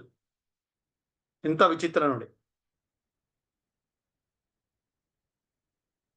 ಈಗ ಸುಮಾರೊಂದು 30 ವರ್ಷ, 96ನೇ ಇಸ್ವಿ ಅಂದ್ರೆ 28 ವರ್ಷದ ಕೆಳಗಡೆ ಇಬ್ರು ವ್ಯಕ್ತಿಗಳು ಆ ಕಡೆ ಲಡಾಖ್ ಭೇಟಿ ಕೊಟ್ಟಿರ್ತಾರೆ. ಅಂದ್ರೆ ನಾನು ಹೇಳ್ತಾ ಇರೋದು ಸ್ವಾತಂತ್ರ್ಯ ಬಂದು ಸುಮಾರು 50 ವರ್ಷ ಆದ್ಮೇಲೆ. ಅಲ್ಲಿ ತನಕನೂ ಭಾರತದಲ್ಲಿ ಸಿಂಧೂ ನದಿ ಹರಿಯತ್ತೆ ಅಂತ ನಮ್ ಯಾವ ಟೆಕ್ಸ್ಟ್ ಬುಕ್ ನಲ್ಲೂ ಇಲ್ಲ, ಅದೆಲ್ಲೂ ಹೇಳ್ತಾನೆ ಇಲ್ಲ. ಅದು ಪಾಕಿಸ್ತಾನದಲ್ಲಿ ಹರಿಯುತ್ತೆ ಎನ್ನುವ ಒಂದು ಸಹಜವಾದಂತ ಮಾತು ಎಲ್ರಿಗೂ ಗೊತ್ತಿತ್ತು.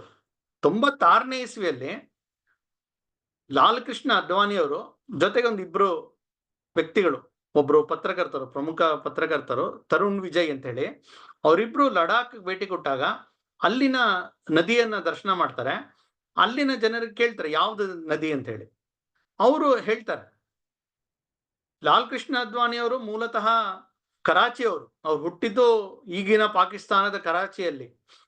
ದೇಶ ವಿಭಜನೆ ಸಮಯದಲ್ಲಿ ಅವರು ಈ ಕಡೆ ಎಲ್ಲವನ್ನು ಬಿಟ್ಟು ಭಾರತಕ್ಕೆ ಅವರು ಬಂದಿರ್ತಾರೆ.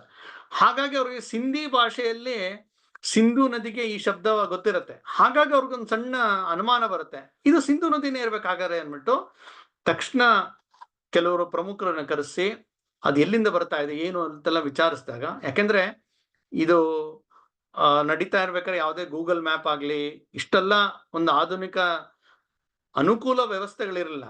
ಹಾಗಾಗಿ ಇವ್ರು ಕರೆಸಿ ಅದನ್ನ ರಿಸರ್ಚ್ ಮಾಡಿಸಿದಾಗ ಗೊತ್ತಾಗತ್ತೆ ಇದು ಸಿಂಧೂ ನದಿನೇ ಅಂತ.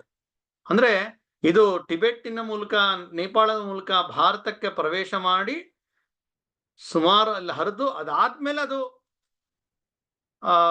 ಬಾಲ್ಟಿಸ್ತಾನ್ ಅಂದ್ರೆ POK ಅಂತ ಏನ್ ಬರುತ್ತೆ ಅಲ್ಲಿ ಹರಿದು ಆಮೇಲೆ ಪಾಕಿಸ್ತಾನಕ್ಕೆ ಹೋಗುತ್ತೆ. ಅಂದ್ರೆ ಭಾರತದಲ್ಲಿ ಹರಿತಾ ಇದೆ ನಮ್ಮೆಲ್ಲರ ಒಂದು ಮೂಲ ನದಿ ಅನ್ನೋದು ಅತ್ಯಂತ ದೊಡ್ಡ ಸಂಶೋಧನೆ ಆದ. ಹಾಗಾಗಿ ಇದು 96ನೇ ಇಸ್ವಿಲಿ ಅವ್ರು ಕಂಡುಹಿಡಿತಾರೆ. 97ನೇ ಇಸ್ವಿಯಿಂದ ನಮ್ಮ ಜನರೇ ಈ ನದಿಯನ್ನ ದರ್ಶನ ಮಾಡಿಲ್ವಲ್ಲ, ಹಾಗಾಗಿ ಈ ದರ್ಶನ ಮಾಡುವ ಒಂದು ಕಾರ್ಯಕ್ರಮವನ್ನ ಆಯೋಜನೆ ಮಾಡ್ತಾರೆ, ಸಿಂಧೂ ದರ್ಶನ ಅಂತ ಹೇಳಿ.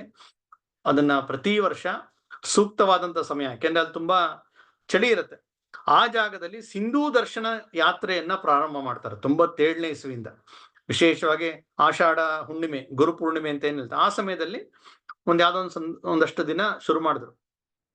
ಪ್ರಾರಂಭದಲ್ಲಿ 3 ತಿಂಗಳಿತ್ತು, ಅದನ್ನ 3 ದಿವಸಕ್ಕೆ ಮುಂದಿನ ಸರ್ಕಾರಗಳು ಇಳಿಸಿದ್ದಾರೆ. ಆದ್ರೆ ಭಾರತೀಯರಿಗೆ ಭಾರತದ ಒಂದು ಪ್ರಮುಖವಾದಂತ ನದಿಯನ್ನ ದರ್ಶನ ಮಾಡತಕ್ಕಂತ ಒಂದು ಕಾರ್ಯಕ್ರಮ ಅವತ್ತಿನಿಂದ ನಡ್ಕೊಂಡು ಬಂದಿದೆ ಈಗ ಇದುವರೆಗೂ. ಈ 27ನೇ ವರ್ಷ ಈಗ ಈ ತಿಂಗಳಲ್ಲೇ ನಡೆದಿರುತ್ತದೆ. ಅಂದ್ರೆ ಸಿಂಧೂ ದರ್ಶನ ಅನ್ನುವ ಒಂದು ಅದ್ಭುತವಾದಂತ ಕಾರ್ಯಕ್ರಮದ ಮೂಲಕ ಭಾರತೀಯರನ್ನ ಭಾರತದ ಮೂಲ ಈ ನದಿಯ ಜೊತೆಗೆ ಅಥವಾ ಅಲ್ಲಿನವ್ರಿಗೆ ಇದನ್ನ ಒಂದು ದೊಡ್ಡ ಪ್ರಮುಖ ಕಾರ್ಯಕ್ರಮವನ್ನ ಮಾಡೋದಕ್ಕೆ ದೃಷ್ಟಿಯಿಂದ ಇದು ದೊಡ್ಡ ಕೊಡುಗೆಯನ್ನು ಕೊಟ್ಟಿದೆ.